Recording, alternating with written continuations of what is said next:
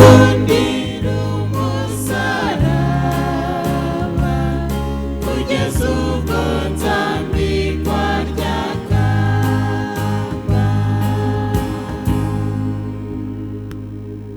Iteka akomeza bwishimwe n'icyubahiro nabambonera akanya ko kubasuhuza mu izina ry'Umwami Yesu Kristo. Tugiye gutangira iteraniro ryacu ry'uyu munsi, turaririmba indirimbo twishyira imbere y'umwami. Nyuma y'indirimbo buri wese aragira icyo abwira umwami. Amaraso yawe mukiza niyo yoza ibyaha yamviriye musaraba ubwo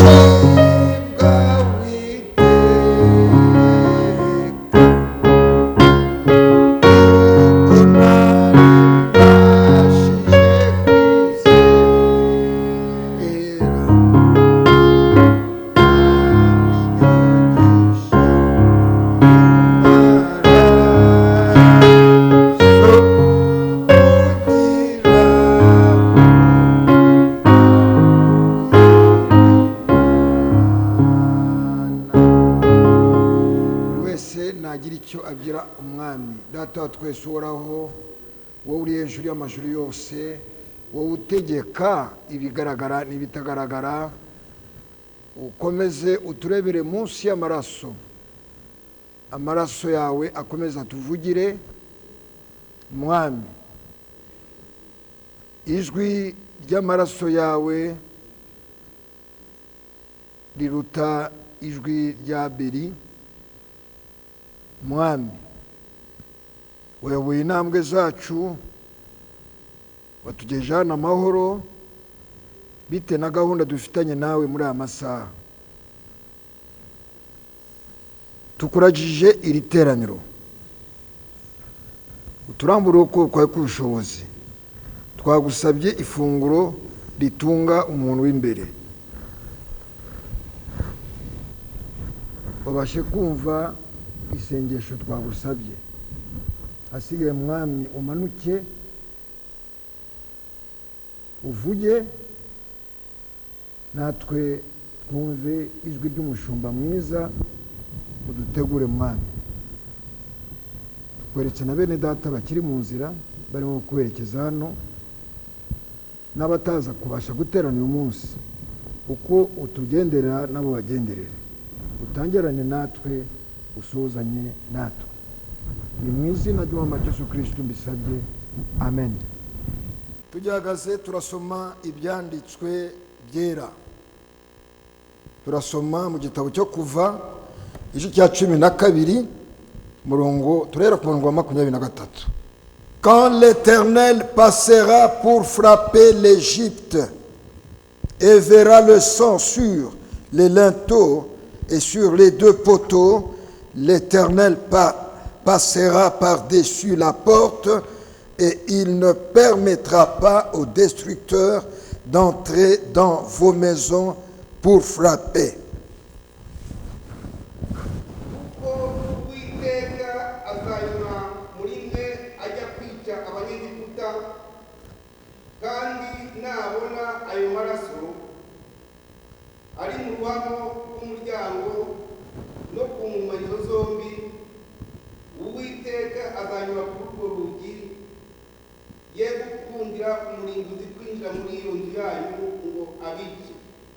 Vous observerez cela comme une loi pour vous et pour vos enfants à perpétuité. Quand vous serez entrés dans le pays que l'Éternel vous donnera selon sa promesse, vous observerez cet usage sacré.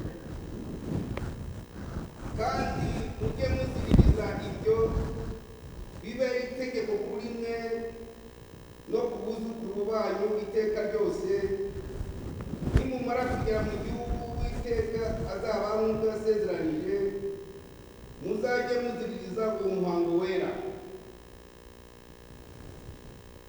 Et lorsque vos enfants vous diront, que signifie pour vous cet usage, vous répondrez, c'est le sacrifice de Pâques en l'honneur de l'Éternel, qui a passé par-dessus les maisons des enfants d'Israël en Égypte, lorsqu'il frappa l'Égypte et qu'il sauva nos maisons, le peuple s'inclina et adora.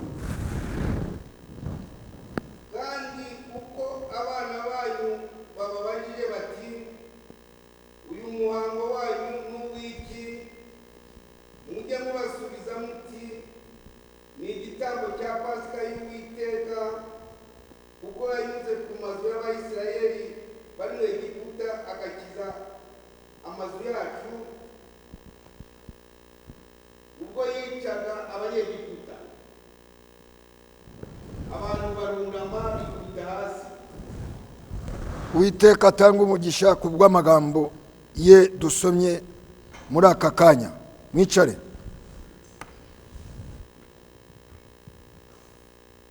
Imana iduhana umugisha nk'uko yabitugeneye umunsi, uko yadushoboje, uko turi hano. Umugisha nk'uko Imana yawutugeneye. Mu kanya mu gihe turimo kumva ijambo ry'Imana, uwo mugisha turahita tuwakira. Ni umugisha twakira mu gihe tugaragaje kwizera. Kwizera kuzanwa no kumva icyo umwami avuga. Umwami ni umwuka. Umwami ni udutwara. Umwami ni utuyobora yifashishije ijambo. Ni umwami uyobora ubugingo bwacu. Ijambo dufatanya ku mugoroba w'uyu munsi, umutwe waryo ukaba uvuga ngo ubusabane bushingikiye ku bucunguzi, ku gucungura. La communion par la rédemption. Ni uburyo Imana yakoze, kubera ko Imana ikunda gusabana. Yashizeho uburyo bwatuma isabana nabe.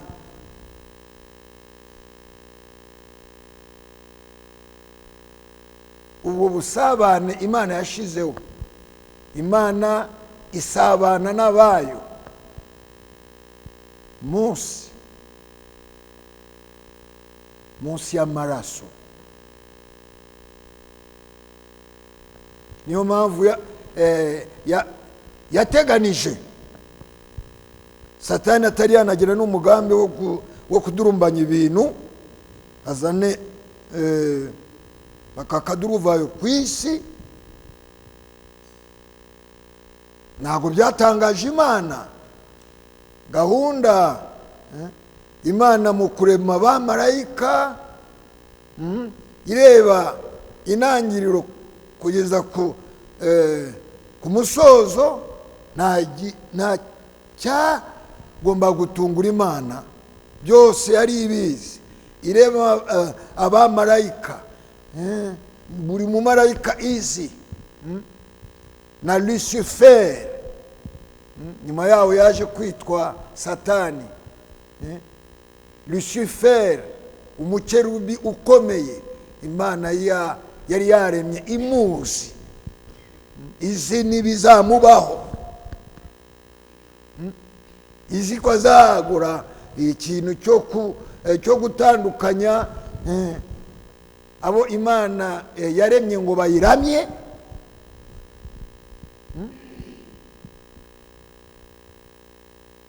Mu gihe Satani mu mugambi we wo kudurumbanya ibintu, kudurumbanya kwe ntabwo kwatangiye muri Edeni. Yabanje no kugira igitekerezo nicyo gitekerezo gikunze no kugora abo umwanzi akoreramo. Icyo bita ni dayimoni mbi, icyo bita ubwibone, mu gifaransa babyita orgueil. Ni ubusembwa Satani yari afite, ariko nabo akoreramo bakunze kurangwa n'icyo kintu. Ni dayimoni mbi, ni dayimoni itagondeka, ubwibone, ukwiyemera. Icyo kintu Imana kimubonyemo, kubera ko cyaje no kugira igihe kirase kiragaragara, ashaka kwigereranya n'Imana, ngo njyewe. Niyo mpamvu Imana ikintu gikunda kwirya no mu matwi ni igihe Imana yumva abantu bavuga ngo njyewe, ako kantu ngo njyewe, hari ibyo nshoboye, njyewe ntabwo meze nk'uriya. Kiba ari ikintu kirya Imana mu matwi. Niyo mpamvu ubona n'ariya mu byanditswe Imana ishushubikana abantu birukanaga amadayimoni, bavuga ngo twebwe twirukanye. Ntabwo bagerageje no kuvuga imvugo yakora ku mutima w'Imana, bavuga ngo Mana turagushimiye ko wadushoboje, ngo njyewe nirukanye, nakoze ibi. Iyo njyewe niyo itwitambika buri gihe, igatuma ibintu bitagenda neza. Iyo njyewe niyo Satani yagize. Njyewe nzabasha kugerageza njye no hejuru y'Imana, ariko uko gahunda muyibona, murabona n'ukuntu umuntu aba ahagaze, akaba afite umutwe ufite inshingano yo kuyobora ingingo zose z'umubiri. Mu Kinyarwanda dukunda no kubivuga ngo inugu ntago zasumba, inugu ziguma mu mwanya wazo. Imana nayo mu kurema Satani yamuremye n'ikiremwa cy'umwuka, imuha n'inshingano, inshingano n'abamarayika n'abandi bose baba bafite amakipe atandukanye n'inshingano Imana yabahaye. Abo bamarayika bakomeje kuguma mu ruhande rw'Imana, na n'ubu buri wese ari mu mwanya we, akora ari mu mbago z'inshingano Imana yabashe kumuha. Ariko Satani we yanga kuguma mu mwanya. Abamarayika bose no mu nshingano zitandukanye bafite, bose uko bakabayeho bagomba kuramya Imana, bakamenya ngo Imana niwe shebuja wabo, n'abantu Imana ibashize ku isi, ibashyira ku isi, ibashyira mu isambu yayo kugira ngo barinde iyo sambu, ariko bari munsi y'ubutware bw'uwabashizemo. Bakaba bari bafite inshingano yo gukomeza kuramya Imana, ariko umwanzi mu bwibone bwe, erega ikintu kituma ibintu bikunda kuzamba abantu, hari igihe abantu biyumvamo n'akantu kamukirigita, akabona ko yakomeye kandi ntacyo ari cyo, kantu kamukirigita. Ubwiza ibyo Imana yahaye Lucifer byatumye yiyumvamo ubwibone, akabona ko ibyo ngibyo byamufasha kugira ngo ajye hejuru y'isumba byose. Niyo mpamvu bene data, mu gihe duhamya, bashiki banjye, mu gihe duhamya ngo Imana yamaye umugisha, hari n'igihe tuvuga n'imigisha idafatika, yamaye ibi, yagize gutya no gutya. Noneho bisaba kwirinda kugira ngo ibyo twita imigisha umwanzi atabyuririraho, bigashaka kuduteranya n'Imana.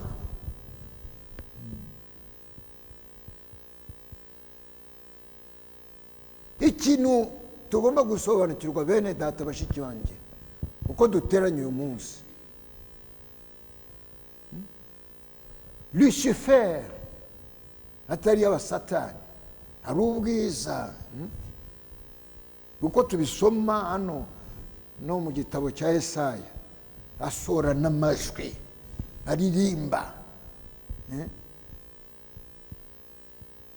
Izo mpano nta n'imwe, kugira ngo tubashe kubisobanukirwa, nta n'imwe Imana yamwambuye. Nibyo yifashishije aza no gushuka, nibyo ashukisha n'abantu, akubita mu bantu ibintu by'ubuhanzi, bakasora n'amajwi, akabaho no gusigwa, kugira ngo babishukishe abantu. Yaraguye, ariko ibyo Imana yamuhaye nta na kimwe yamwambuye. Niyo mpamvu n'ibi ngibi iby'Imana, aho kugira ngo usabe Imana, usaba Imana no y'umwuka, ni impano 9. Hari n'izindi bijyanye no gukora n'ibitangaza no guhanura n'ibiki byose, Imana irabitanga mbere y'uko usaba ibyo ngibyo byo hejuru. Nicyo kigorana abantu. Hari umuvugabutumwa yabaye n'icyamamare, ariko ntabwo byamubujije gukora amahano. Muri iki gihe cy'ububyutse Imana yatangije muri iki gisekuruza, kubera ko yabonye mwene data Imana imukoresha mu buryo budasanzwe, impumyi zihumuka, ibipfamatwi bikumva, ibirema bigahaguruka, abapfuye bakazuka. Muri iki gisekuruza byarabaye, ubuhamya turabufite. Abantu bamwe baratangara, bamwe bibaviramo no kujya imbere y'Imana bajya gusaba impano. Umwe muri abo ngabo yitwa Tommy Osborne, yagiye mu cyumba arasenga, asaba impano, ngo wa Mana we, ibintu tubonye biraturenze, nanjye umpa impano zaze nsengera abarwayi.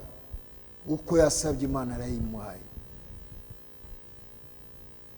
Mwene data yahise aganiriza Tommy Osborne, aravuga ngo witonde, iyo mpano yawe izakora ibara. Tommy Osborne yabaye icyamamare, muvuga butumwa, bagendana n'umugore we. Nibi ngibi mwumva umuka wafashe n'abagore bakiha kuvuga ubutumwa, bifite inkomoko. Umugore wa Tommy Osborne yanditse igitabo, ndagifite, arimo kuvuga ngo Imana ntabwo ishobora kubuza n'abadamu kubwiriza. N'igitabo kivuga ngo les femmes sans frontières, abagore batagira umupaka. Kirimo ibintu byinshi abashe kwandika. Ariko mu gihe abantu bakorera Imana nyuma y'ubushake bw'Imana, nta gihembo. Imana ntabwo ikoresha abakorana niba ari ubushake, abashaka gukorera Imana, Imana ica mu bizera ikabakoreramo, icyubahiro n'ishimwe bikagarukira umwami. Imana ntabwo ikeneye abayikorera, Imana ikeneye abikoreramo. Noneho mu gihe bakoreyemo babona ko ntacyo bakoze, icyubahiro kikagarukira uwabakoreyemo. Ibyo niyo hame, ibindi ni ibintu byo kurangaza. Aho kugira ngo usabe Imana impano, saba Imana umwuka wera, kubera ko umwuka wera mu gihe umufite agwa no kuri izo mpano, niwe uyobora n'izo mpano. Ariko mu gihe udafite umwuka wera ukaba ufite impano, urayoba, urayoba. Nibyo bintu baba bawugiyemo. Yesu yarabisobanuye ngo mu gihe musabiye Data wo mu ijuru, abaha kuco afite, ntabwo musaba amafaranga. Ntakazagira umuntu urindagira ajya imbere y'Imana ngo ndagusaba ibi, ndagusaba ibi, ndagusaba. Ugomba kumenya kurasa ku ntego, ukamenya kumenya icy'ingenzi Imana itanga.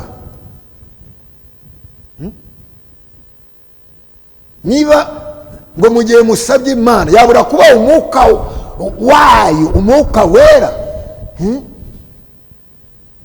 mu gihe ubonye umwuka wera ibindi Imana irabyongera utarinze unasaba. N'abantu bakagenda barasa ku bintu bidafatika.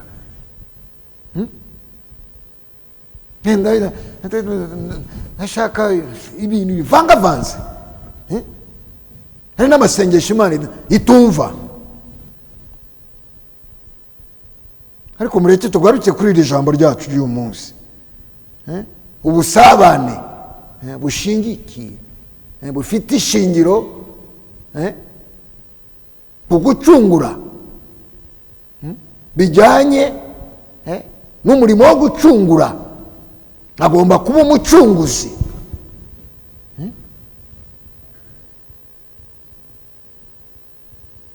Iyo Mana yamenye n'imigambi mibi y'umwanzi, azi ukuntu azagaba igitero mu busitani bwa Edeni. Imana ntabwo abasha no kumutangira ngo imubuze. Hari abantu baba badasobanukiye n'imigambi y'Imana. Niyo mpamvu ivugabutumwa risesuye rigomba gutambuka, ngo kuki Imana itabashe kubuza Satani ntashuke Adamu na Eva. Yari kumubuza gute kandi mu mugambi wayo wo gucungura, nk'uko n'ibyanditswe bivuga ngo mu bitekerezo by'Imana umwana w'intama yabashe kubambwa isi itari yaremwa. Yari kumubuza gute kandi iyo gahunda ihari? Impamvu isaba ko abantu babasha gusobanukirwa. Umuntu ntabashe kuvuga amagambo adakwiriye imbere y'Uhoraho. Yesu Kristo ari we Mana, arimo guhamagara abigishwa be. Yabashe kwibesha kuri Yuda, ntabwo yari amuzi.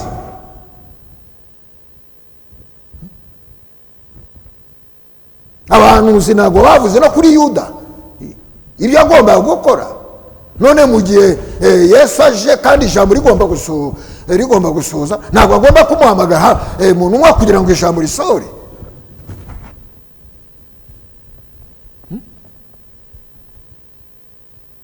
Abantu bakavuga ibintu babashe no kumenya, bakabivuga n'ubwenge buke. Imana mukaba muvuga ishobora byose, ikareka Satani agakomeza gukora, kandi ifite ububasha bwo kumuzinga, isi ikagira amahoro. None ijambo Imana yahanuye byasohora gute Satani atakoze?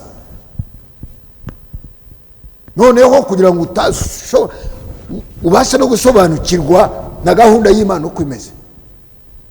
Ibyanditswe byera biri hano, Bibiliya. Muri Bibiliya handitswe ngo Satani bizagera igihe bamufate bamuboye. Baramuboshe. Yari afite igihe cyo gukora, baramuboshe bamushyiriza ahantu. Ngo nyuma y'imyaka y'igihumbi babandi bamufashe baramurekuye, yongeye yishoye mu bantu. Ibi wabyumva gute? No kutamenya gahunda y'Imana, n'ukuntu Imana yipanze, n'ukuntu Imana yemera ko ibintu biba kugira ngo nayo igaragare ko ari Imana ishobora byose. Erega Satani adakoze washikama gute mu gakiza? Bisaba ko gucugusa. Yesu ntabwo ari kujya kwimanika ku giti cyangwa mu mugozi bivuye ngo apfiriye abantu, ari gupfa zero. Yasabye ko Satani aba ari aho ngaho, yinjira muri Yuda, yinjira mu batambyi, noneho bakamushorera kugira ngo ijambo risohore. Niyo mpamvu ntukazaze witotomba iki n'ibiki bingeraho, bigomba kukugeraho. Noneho wowe ugahindukira Imana ukayambaza. Noneho iyo Mana wambaje ikamanuka igahangana n'uwo nguwo wenda urimo kukunigagura. Nuko Imana ikora. Imana irakora, na Satani nawe arakora. Nuko nk'uko biba bimeze. Bibiliya irimo ubuhamya bujyanye n'ibyo ngibyo. Imana ikemera abana b'Isirayeli, intwari, Shadrach, Meshach na Abednego, bari imbere y'umwami, abandi bapfukamye, kandi nabo ari Abayuda bapfukamye bashaka kurengera amagara yabo. None ibyabaye mu gihe cya Shadrach na Meshach si byo birimo kuba ku isi hose?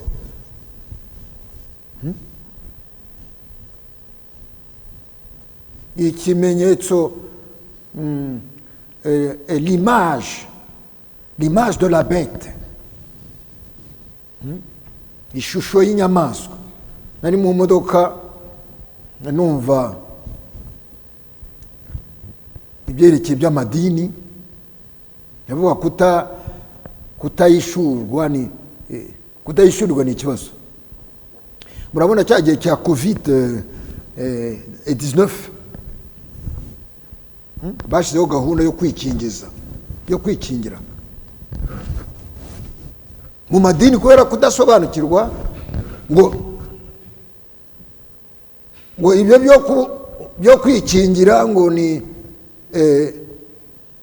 niyo shusho y'inyamaswa. Ngo bamwe bajya no kuba barahunga banga kwikingiza kubera ko mu gihe yikingije noneho ababonye ikimenyetso cy'inyamaswa kubera kudasobanukirwa. Ntabwo wazi n'ibyo ari byo, kubera n'ibyo ngibyo. Noneho ngo mu idini ryacu habonetsemo ibice, abatikingiye nibo batafashe ikimenyetso cy'inyamaswa, no abandi basigaye bakikingira bo bafashe ikinyamaswa, icyo kimenyetso cy'inyamaswa. Twese turi hamwe, ibintu byaratuyobeye, turimo turarebana ayingwe kubera kudasobanukirwa. Niyo mpamvu abantu bakeneye kwigishwa kugira ngo basobanukirwe, batitiranye ibintu. Ikimenyetso cy'inyamaswa bisaba gusobanukirwa inyamaswa ni iki, ishusho y'iyo nyamaswa ni iki. nicyo aho kugira ngo babashe no gusobanukirwa ngo nicyo kimenyetso cy'inyamaswa cyabagezeho nubwo batikingiye, bari mu bumwe bw'amadini buyoborwa n'umutwe umwe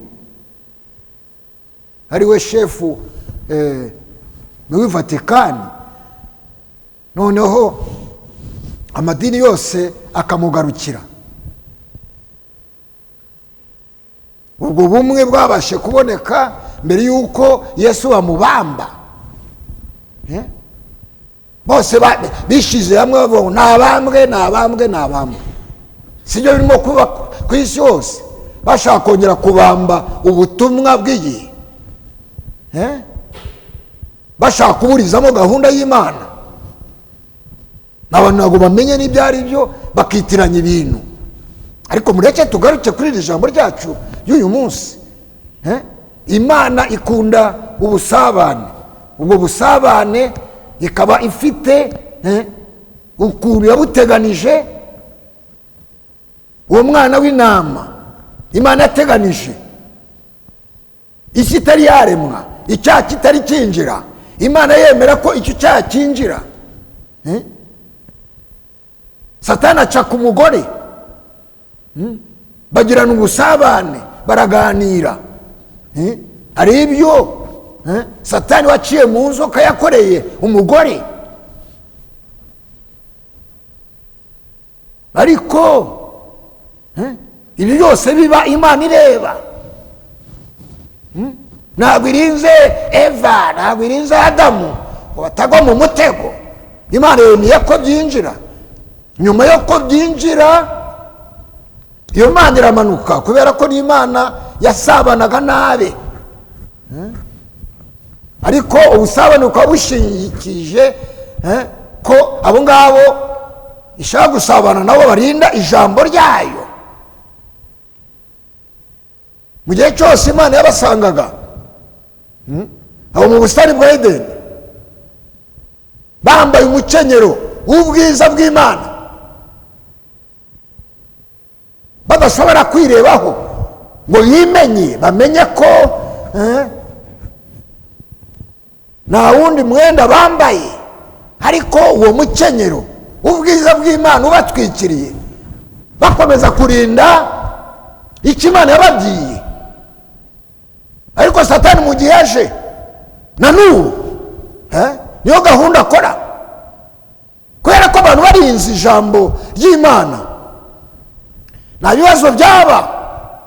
Ariko abantu banze ijambo ry'Imana ni amahoro bateze kuzabona. Ibyo bigira ko bageraho bizaba umuyonga. Nk'uko Adamu na Eva baza kurinda ijambo ry'Imana, bahise barindagira nyuma ya Satani. Satani yahise abarindagiza. None n'abakomotse kuri Adamu na Eva, ubwo burindagizi burabakurikirana. Ariko Imana ikunda ubusabane, batari bayoboka umwanzi, bamwumvira. Imana yamanukaga ishaka gusabana nabo, ntabwo bayihungaga.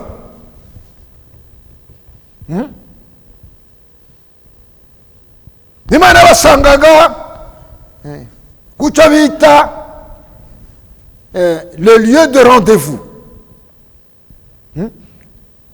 aho umuntu yasezeraniye ye n'undi n'ubahurira. Mu gihe barindiraga ijambo, Imana yarabasangaga aho ngaho igasabana nabo,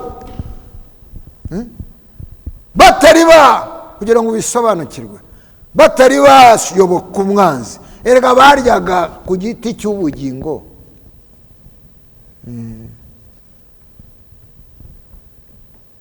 Basoromaga imbuto y'igiti cy'ubugingo bakaryaho. Mu gihe bakomeje kukijyaho, ubwiza bw'Imana bukabagumaho. Noneho Imana mu gihe yamanukaga igasanga Satani yabashe gutuma na wa mwitero ubavaho, bwa bwiza bw'Imana bubavaho, bubavuyeho bitewe n'iki? No gukandagira ijambo.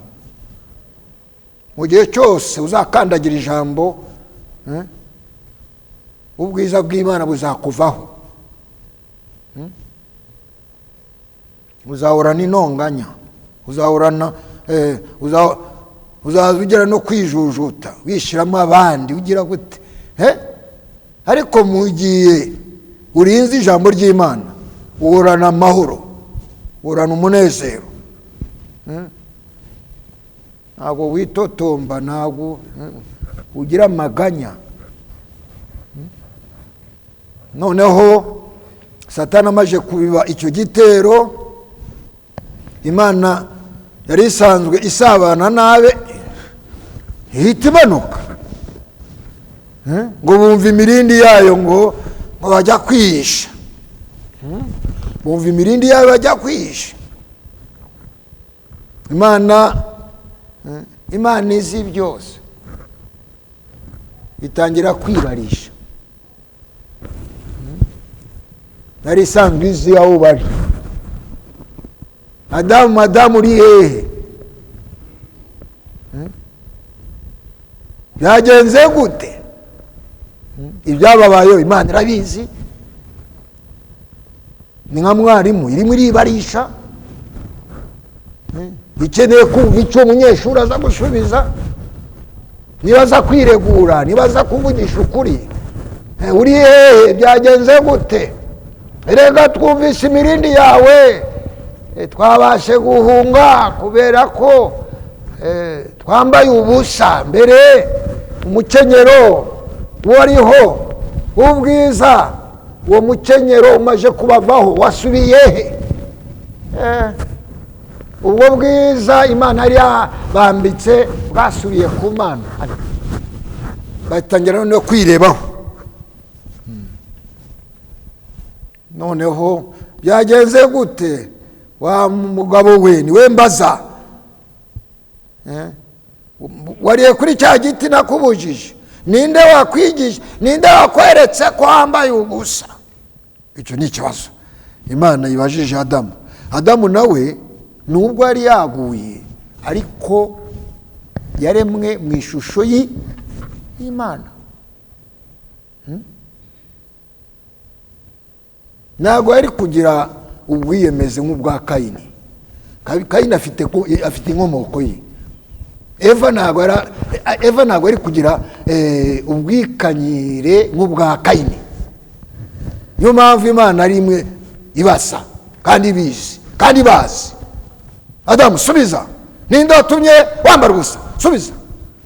Adamu nawe arebana n'Imana mu maso, ahita asubiza Imana, atunga urutoki Imana. Muzaze usome Bibiliya ukazi wihuta. Ninde wakumenyesha ko wambaye ubusa? Sobanurira. Urambajije, reka ngusubize. Umugore wowe, ntabwo wavuze ngo ni umugore. Umugore ni watumye nambara ubusa. Yongereho n'ikindi, atunga Imana agatoki. Umugore wowe wamaye. Ntabwo nigeze gusaba umugore. Gushubije ikibazo we Imana, ugomba gushaka n'umuti. Umugore wamaye wowe, ni watumye nambara ubusa. Sinshobora guca ku ruhande. N'igiti nakiriye. Ndagushubije. Ibibazo uko byabajijwe abo bantu, Adamu na Eva, ntabwo babajijwe bimwe. Kuri Eva Imana imureba, Eva nawe ari aho ngaho. We Eva wakoze iki? Sobanurira. Umugabo wamaje gusobanura ko ni wowe wamuteje kwambara ubusa. None ambye ko mwariye no ku giti. Sobanura ibyakubayeho. Bisobanurire. Eva nawe ni igikobwa cy'Imana. Niyo mpamvu amaraso y'umwami yamenetse i Golgota, yamenetse kubwo gucungura Adamu na Eva, kugira ngo ubimenye. Ubimenye. eva nawe ni igikorwa cy'Imana, nubwo wenda satani yabashe gukoresha inzoka agakorera eva ibyamfura mbi. Eva nawe ntabwo yaciye ku ruhande, ntabwo ihisha Mana. Reka mubyize ukuri ko byangendeke. Erega inzoka ntabwo yanshutse. Muzi ikinyarwanda kundusha, ariko ikinyarwanda n'igifaransa barabisobanura. Eva yahise asobanura neza ibyamubayeho. Inzoka yanshukashutse. Icyo ni ikinyarwanda kirimo byinshi. Inzoka yagushukashutse. Nabyumvise kandi nayoye uko byagenze. Noneho ubwo Adamu yanuza agatoki ambwira ngo bakaba abapotre b'abadamu, uzaza ujya imbere yabo urebane mu maso uvuge ngo ngewe uko umbona hano nge ndi umwana w'isezerano. Amen. Impamvu ndi umwana w'isezerano ni uko Imana muri iki gisekuruza yaje isoza amasezerano yayo. Menya ko yasoza amasezerano. Amen. We nabyusi urangwa uravuga amadebe siyo, ariko ngewe namenye mbona Imana ije isoza isezerano yayo. Ndavuga Imana yatugendereye, none ubwo yaje isoza isezerano ryayo ngomba kujya ku murongo Imana yashizeho. Turi abana b'isezerano, ntabwo tubifitiye isoni. Amen. Amen. Witeka haduhana umugisha, ahimbazwe. Sibana data. Turebe urutare twasatuweho. Urwo rutare rwawuzeho. Reka dusome vuba vuba, ntabwo nza gukora komantere nyinshi, ariko turasoma ibyo byanditswe uko Imana yabimaye kugira ngo dufatanye hamwe. Dusomere vuba vuba kugerekeye iryo jambo ngo urutare twasatuweho. Ni urutare rwawuzeho. Naho ngaho abana b'Imana bahurira. Kuva igice cya 3 hera ku murongo wa 9 ugeze ku murongo wa 12. Nuko dore gutaka kw'Abisirayeli kwangezeho, kandi nabonye agahato abanyegiputa babahata. Nuko none ngwino ngutume kuri Farawo ukure muri Egiputa ubwoko bwanjye bw'Abisirayeli. Mose abwira Imana ati, ndi muntu ki wahangara kwegera Farawo ngo nkure Abisirayeli muri Egiputa? Iramusubiza iti, nukuri nzabana nawe. Ibizakubera ikimenyetso yuko ari nge ugutumye, nuko uzakura ubwo bwoko muri Egiputa mugakorera Imana kuri uyu musozi. Mwumvise ibyo Imana ivuze? Imana ikora yishingikirije icyo yatangaje mbere. Uyu musozi duhuriye nawe niyo randevu muzongera guhura kuri uyu musozi n'abo bana b'Isirayeli. Abana b'Isirayeli bakambona nk'uko wambonye. Ibyo byarabaye 12 kugira ngo twumve. Iramusubiza iti, nukuri nzabana nawe. Ibizakubera ikimenyetso yuko ari nge ugutumye, nuko uzakura ubwo bwoko muri Egiputa mugakorera Imana kuri uyu musozi. Kuri uyu musozi ni umusozi wa Oreb, niho Imana yeretse Mose iti mubyina n'ikimenyetso nguhaye. Abo bana b'Isirayeli uzabavana muri icyo gihugu. Noneho muze muhurire kuri uyu musozi. Ibyo byarabaye. Tubisome, dusomere Exode kuva 17 hera ku murongo wa 17 murongo wera ku murongo wa 2 niho ibi twasomye hariya byasohoye. Mukurikire. Nicyo cyatumye abantu batonganya Mose bakamubwira bati, duhe amazi tunywe.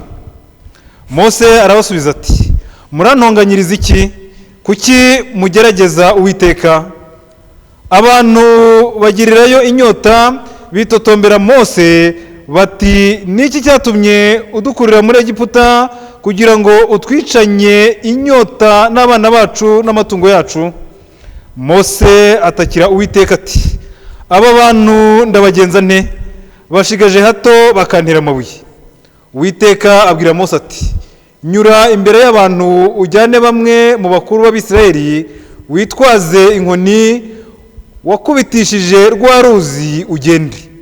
Nanjye ndahagarara imbere yawe hariya ku gitare cy'i Horebu. Ukubite icyo gitare, amazi aravamo, abantu bayanywa. Rekera aho ngaho. Mwakurikiranye?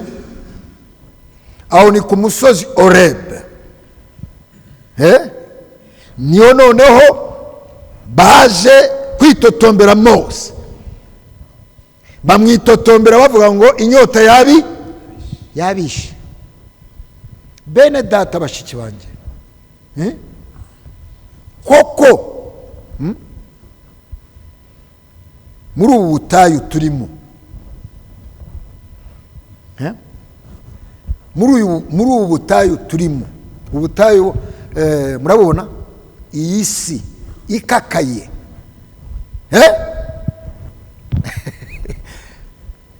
abana b'Isirayeli bitotombera Mose bari mu butayu. Bo bari mu butayu busanzwe, ariko ngiye mise mbigira gutya, ubu butayu turimo bukakaye, abantu bakakaye, nta munezero, nta mahoro, ntaki. Nibyo biha amahoro zero, ibyo biha umunezero zero, ni zero. Abantu bataye Imana nta munezero bashobora kugira, biha ibyo bita umunezero.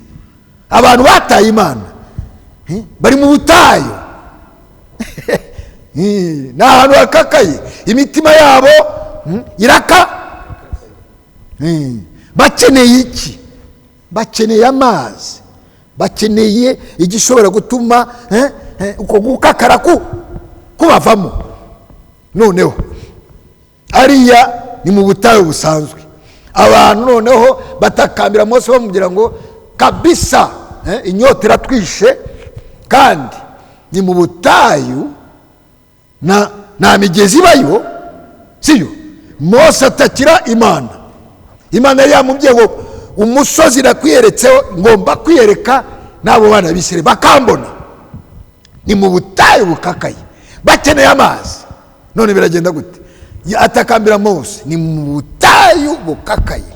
Noneho atakambira Mose, abantu inyota yabishe, barimo barajya kwiha iminezero idashoboka, bakiha amahoro, ariko abantu barakakaye, nta kindi gishobora gutuma bagira umutima hamwe, bisaba ko urutare rukubitwa.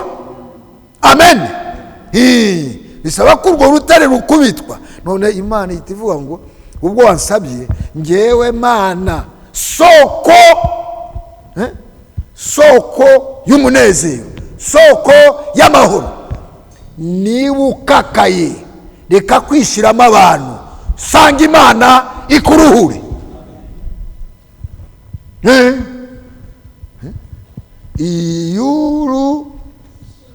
Iyo uremerewe bibwira abantu, bibwira umugore wawe. Iyo urushwe, iyo uremerewe, ishiremwo abantu nibo babigutera. Ndumiwe. Iyo urushwe, iyo uremerewe, bibwire Yesu, niwe nshuti yebushe.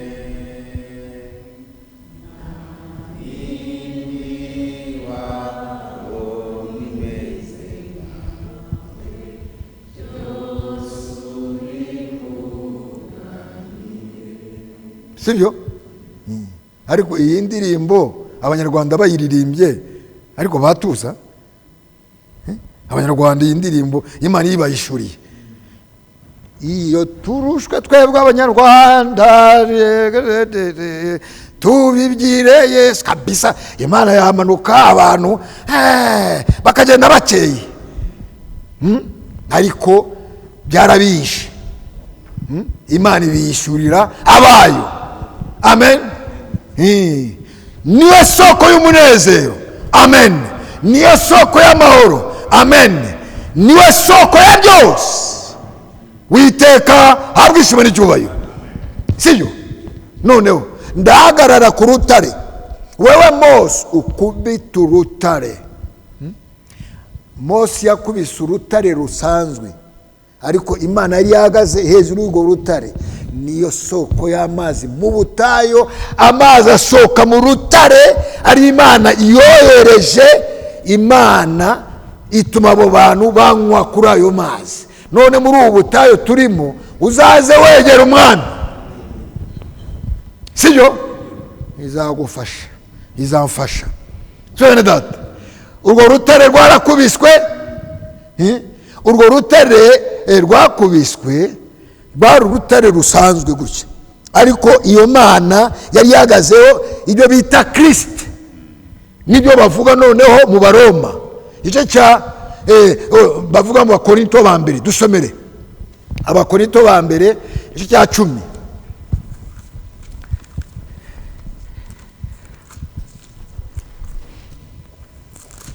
Abakorinto ba mbere turebe urwo rutare bakubise. Urwo rutare rwasohoye amazi, nibwo urwo rutare ruriho na n'ubu. Dusomere vuba vuba, soreze naho ngaho umurongo. Era ku murongo wa mbere manuke ndashoje. Bene data, sinshaka ko mutamenya yuko basogokuza bose bari munsi ya cya gicu, kandi yuko bose baciye mu nyanja yigabanije. Bose bakabatirizwa muri icyo gicu no muri iyo nyanja gutegekwa na Mose. Bose bagasangira bya byo kurya by'umwuka na bya byo kunywa by'umwuka, kuko banywaga ku gitare cy'umwuka cyabakurikiraga, kandi icyo gitare cyari Kristo. Witeka habwa ishimwe n'icyubahiro. Icyo gitare Yesu Kristo niwe gitare cy'umwuka kigende. Ngo icyo gitare cyarabakurikiraga. Igitare gisanzwe ntabwo kigenda, ni Kristo. Uwo Kristo ni uri hano. Amen. Dusubiremo ndimo ndasoza kugira ngo Umwuka Wera arusheho kudufasha. Noneho akubita umusumari winjire neza mu rubaho. Bene data, sinshaka ko mutamenya yuko basogokuruza bose bari munsi ya cya gicu, kandi yuko bose baciye mu nyanja yigabanije. Bose bakabatirizwa muri icyo gicu no muri iyo nyanja gutegekwa na Mose. Bose bagasangira bya byo kurya by'umwuka na bya byo kunywa by'umwuka, kuko banywaga ku gitare cy'umwuka cyabakurikiraga, kandi icyo gitare cyari Kristo. Twese iri jambo turaryumva. Inkingi y'umuriro yaragaragaye, iragaragara. Niyo nkingi y'umuriro iracyariho. Mose, Paulo, turimo turibukiranya abo bose baciye aho ngaho. Ariko benshi ntabwo bashimishije iyo Mana. Batikiriye mu butayu. Mu kwibutsa ibyo bintu, Paulo avuga ngo urwo rutare rwabakurikiranaga, rwagendaga nabo rubayobora. Na n'ubu urwo rutare Kristo niwe uyobora. Ariko abantu bamwumvira abo ni abanyamugisha. Ariko abamugerageza bafite akaga. Dusomere ugeze ku murongo wenda wa 10 ndimo ndasoza. Ariko benshi muri bo Imana ntiyabishimiye. Benshi muri bo, benshi muri bo, benshi muri bo, abantu bose bene data, benshi muri bo, abantu bose babashe kwitwaza, bakitwikira ubutumwa bw'igihe, bashaka gushinga amadini muri ubu butumwa, benshi ntabwo bashimishije Imana, ni ugutikira mu buta ize gutyo. Ngo benshi ntabwo bashimye, n'ubu ngubu nuko bimeze. Abantu baje bafite intego yo gushinga amadini yabo, bamenyekane, babe ibyamamare, ni ugutikira mu buta, n'abantu bari inyuma yabo batikirana nabo. Ngo benshi ntabwo bashimishe, baratikira, baratikira mu butayu. Hari igihe kimwe wenda ingendo ubu ngubu zaragabanutse, nabashe kumara hafi amezi 4 nca muri Zambia, noneho numva ko hazaba n'inama muri Kongo y'abakozi b'Imana. Ndavuga noneho reka nanjye zabe ndaho ngaho nanjye inkurikirana iby'inama y'abakozi, abakozi nemera ngo aho ngaho. Nari namaje gufata amezi 4. Ingendo ubu ngubu zaragabanutse, nari Imana yazisubukura, ariko Imana niyo ipanga. Noneho maje kubwiriza muri Zambia, mitamanuka Lubumbashi, inama yagomba kubera aho hafi. Nahise menya ngo n'abapasiteri b'i Kigali nabo bazaba bahari, none tugahura aho ngaho, n'ab'i Bujumbura abagezweho nayo tugahura nabo. Ariko ari akantu nahuye nako, ariko karanyubatse. Batanga n'amafaranga kugira ngo haboneke n'ibizagaburira abo bakozi bazaba bari mu nama, turayatanga. Nabo ngabo b'i Kigali nabo bahise bamanuka, nabo tuhahurire. Noneho uzi ibyambayeho, iyi nzira birimo ibintu byinshi, nuko byose tutabivuga. Uzi ibyo nahuye nabyo. Noneho na Thomas nawe yahageze, nicyo kintu bibajije. Erega nahageze, ntago munsubiza inyuma, nahageze. Ntago dushaka gusitaza abantu, ubwo yageze n'abapasiteri bakomeye nabo bageze. Uzi ahantu banshize, bahise bamfata bashyira mu kantu k'akobo. Nabyo ndabyihanganira, njya kuryamamo. Noneho abapasiteri bagezweho bavuye i Kigali bajya kubapangira mu ma etaje, duhura n'ibintu byinshi mwabana. Ndemera iyo minsi tubana nabo gutyo. Ni ibingibi mbabwira iby'ubu butayu, harimo ibintu byinshi.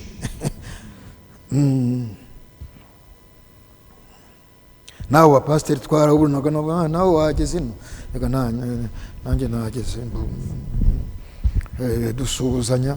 Ntabwo bari bazi n'ahantu bamfuritse. None abakomeye bari aho ngaho, bafite ukuntu babakira. Nuko nguko byagenze. Inama iraba, ndihangana numva n'ibyabereye muri iyo nama.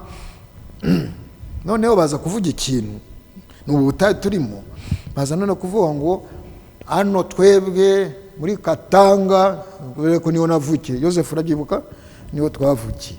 Hano muri Katanga ubutumwa bwiza gutya no gutyo uko byagenze, byageze kugera igihe turicara dufata umwanzuro, dutoranya naka na naka, nibo bazaza babidufashamo, nibo bazaza bahagarara ari imbere bakigisha abandi bakozi.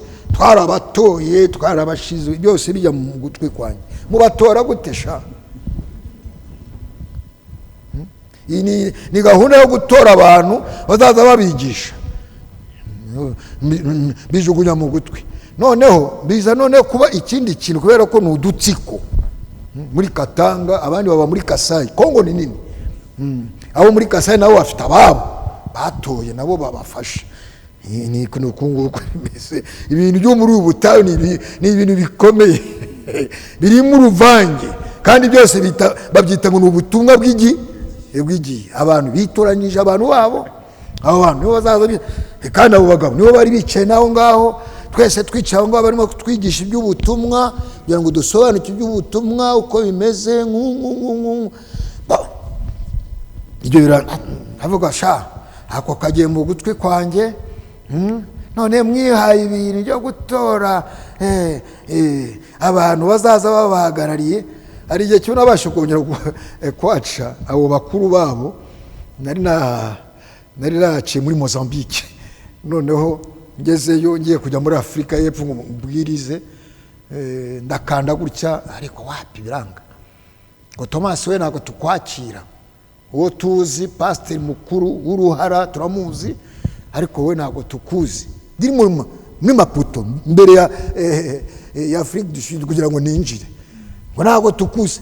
Ndabaza ko mwari mwambona ngo rega wowe ntabwo tukuzi ntabwo tukwakira. Ibintu ko bikomeye, ibintu ko byafashe indi ntera.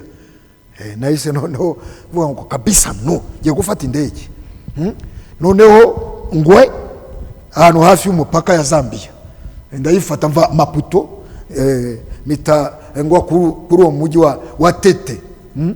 Noneho kubera ko nabwirizaga ari muri Mozambique noneho nza kugwa mu mupasiteri umwe twari twahuriye mu nama, aranyakira mu rugo rwe no muri assemblée, ndabwiriza mbere yuko nsohoka ngo ninjire muri Zambia. Turishima, ijambo riratambuka, noneho bisaba ko mfata inzira y'imodoka kuva Maputo kugera ku mupaka wa Zambia.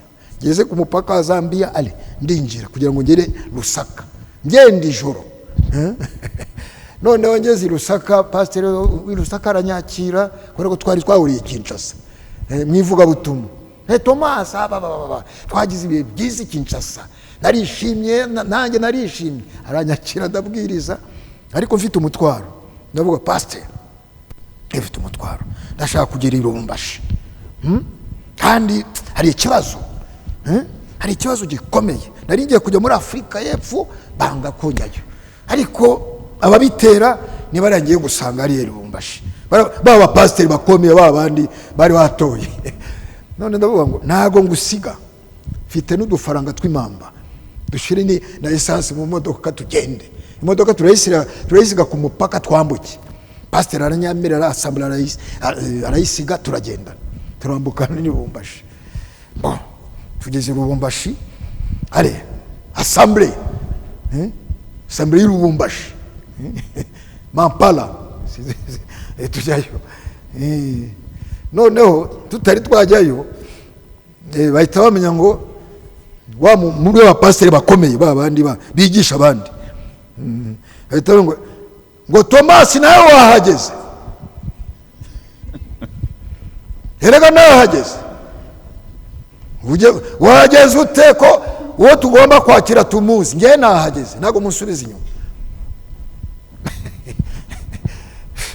None tujya muri assemblée no y'Imampara kwa pasiteri Kazadi, kubera ko niwo twatangiranye nabo ubutumwa. Hari intebe z'abakozi ziba ziri aho ngaho, n'uwo mupasiteri wo muri Zambia nawe twicara muri izo ntebe. Pasiteri Kazadi arambona, abura ukuntu angenza kandi ndi umuvuga butumwa, ndabicarana nanjye, abicarana hariya. Turabigenza gute?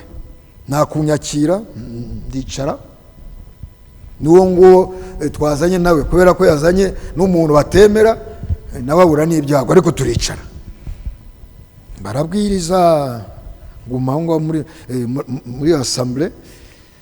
None pasiteri Kazadi niwe pasiteri mukuru, avuga ngo kabisa sinshobora kwiteranya na pasiteri w'i Kigali ngo ngweshere, byaduteza ibibazo. Nayo nguhaye, nayo umpaye, ariko nanjye ndicaye, sibyo? Arandi masambure ku ruhande, ubwo uyinyimye ndagenda turajyana n'uwo mupasiteri wo muri Zambia, tutangire tubwirize abo ngaho. Nuko byangiye. None kubera ko tugendera muri gahunda bikomeye, mbere yuko nsohoka muri uwo mujyi subira Maputo ngiye gutega indege, nabanje guciwe ntabwo pasiteri sinshobora kugenda nk'igisambo nubwo wanyimye sheri ariko ndatashe ahita avuga ngo bayi ariko hari ikintu cyatumaga magera kubera ko